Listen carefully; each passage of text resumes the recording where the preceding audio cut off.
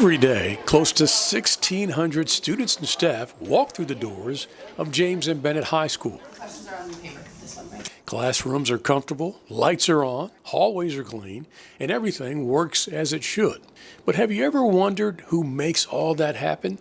Today, we're going behind the scenes with James Simpkins, Building Service Manager at James and Bennett, to see the incredible work that keeps the school running every single day. Okay, this is the main office area.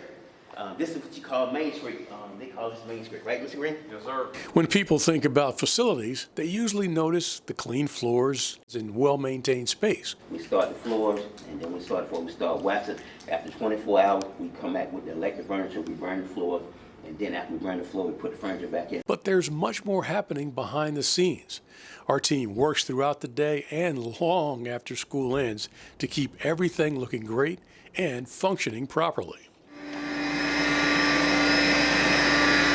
Mechanical room? Yeah, mechanical room.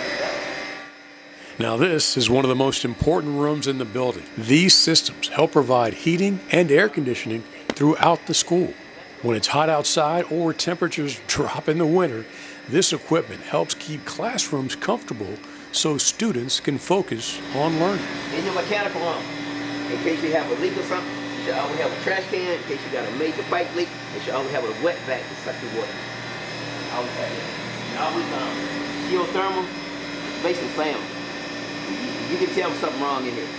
It's a sound, it's a sound, it's a sound. You gotta learn for the sound. And facilities isn't just about buildings. This is Mr. Darcy Garrison. We're fortunate to have an outstanding team at James and Bennett. Their dedication often happens behind the scenes, but their impact is felt throughout the entire school every single day. Okay, a process is being done here.